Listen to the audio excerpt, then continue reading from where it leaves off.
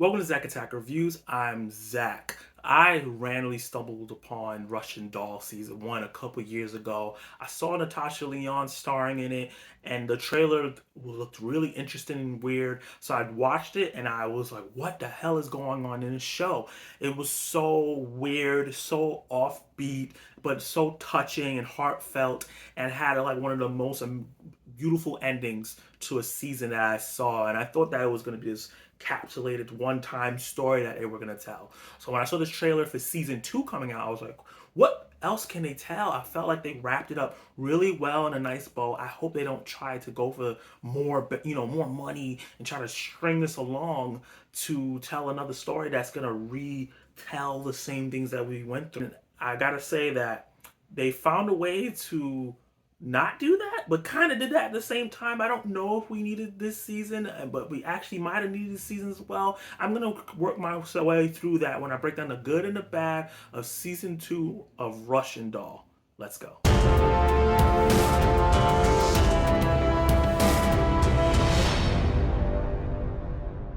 Where Russian Doll season one saw our character played by Natasha Lyonne, Nadia, stuck in a time loop where she kept dying as she tried to become the guest of honor of her best friend's birthday party, or actually her birthday party.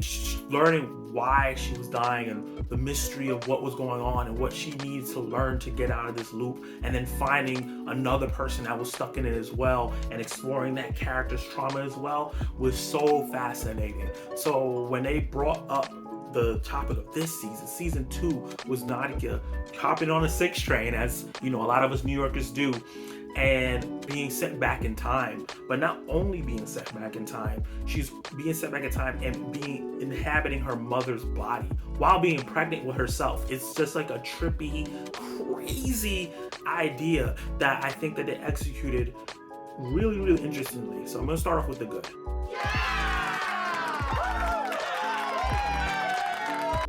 Natasha Lyonne is fantastic in this show, as she was in the first season. Her wittiness, her nihilism, determination to just figure out how to make her life better and say, I don't have a particular destiny.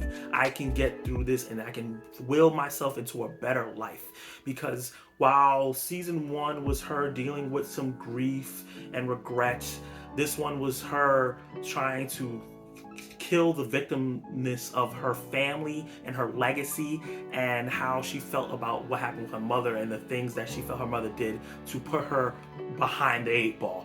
So she was doing a lot of things in this season to set herself up in the future at inhabiting her mother's body, to set herself in a better position, so she's not this person that's addicted to drugs and picking the wrong person all the time and just pushing everybody away. But while she's doing this, she discovers a lot of things about her family and what they went through, and a lot of things about her mother, and it is a lot of different weird things, that concept where she is her mother and she looks like her mother, and she's seeing all these people, all the supporting cast that is usually older in the series, younger, and how those interactions goes on. And the sweetest one is with young Ruth, who's played by Annie Murphy, who I absolutely love from Schitt's Creek, and she does a great job being this very sincere best friend that we all need in life. I have some best friends like her in my life, but she was just great in the show as a young Ruth. I could definitely see her being the same character as the older Ruth in the future, and their interactions were the sweetest and so heartwarming, and I really enjoyed seeing how she was and how supportive she was of Nadia's mom in the past, and how that transformed her being super supporting and loving of Nadia as an adult. Seeing all the things that have caused Nadia's family to be in constant strife, her going into the past, all that stuff was very fascinating, and I really enjoyed seeing her figure out all the different things that her family went through and trying to maneuver it and get back the things that her mother lost as she was going through her psychotic break, and put them in the right place so that when she comes back to the future time, or her present, she was in a better position.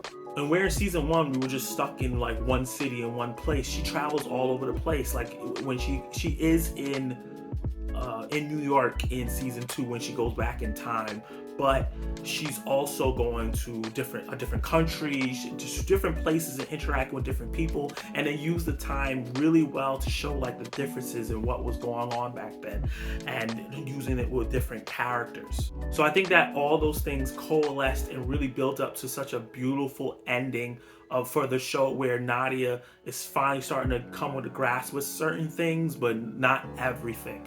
There's a lot of different layers to the trauma that her family goes through, and I think that she discovers all of them and sees that how no matter what she does, she's going to be who she is. She's destined to be that way, or maybe not. It was a really ambiguous ending and a very ambiguous way to travel through it. Is this something that God or a higher being is calling upon her, or is this something that she actually could change? That was the central mystery and the sci-fi aspect of it, and then just that familiar trauma and how that's passed down was the emotional core.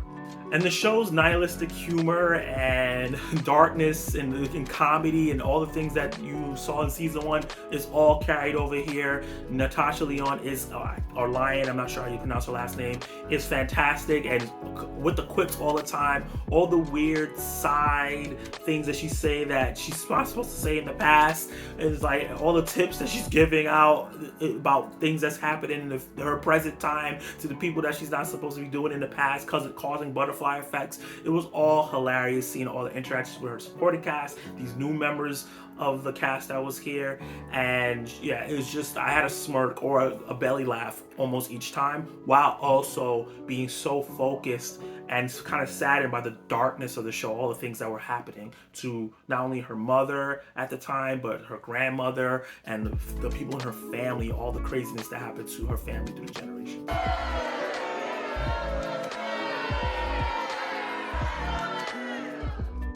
While in season 1, I thought Alan was a strong character and they really explored his trauma really well, I thought that he was an afterthought in this season, and the actor did a great job with what he was given, but he wasn't given much, and his exploration of his past didn't really do much for me. I think that it was a weak part of the show, and I wish that they gave him a lot more to do as much as they gave Nadia's character, because she got to do a lot, and his character kind of was exploring things that weren't really that strong. It wasn't executed that well. Felt like they knew that this character was a fan favorite and people really want him in a season 2, so they kind of tried to give him something, but it felt a bit rushed and not fleshed out or nuanced enough. In the beginning of a time travel show or any time loop show or anything, somebody going back in the past, you always feel like, okay, you don't understand what's going on at first, but after a while you should.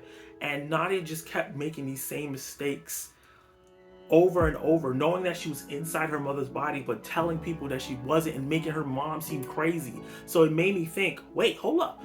Was her mom really crazy, or was it her time traveling before? Like, what came first? Did she time travel before and it made her mom look crazy, then she gave birth to her? Or is this all happening at the same time? It was a really ambiguous thing, and I feel like a lot of the strokes that they did when they try to aim high worked, but sometimes they fell flat, and those are the aspects that fell flat for me, when Nadia just kept making the same mistakes over and over when it just seemed silly. So overall, I really, really enjoyed season 2. There was aspects of it that I felt was weaker than season 1, and I would say season 1 is probably better than this season, but there's a lot here that's really great, and the stuff that I love, I really love, and the stuff I didn't like, I didn't really care about. So I'm gonna say overall, give it a watch, especially if you love season 1, and if you even liked or thought season 1 was good.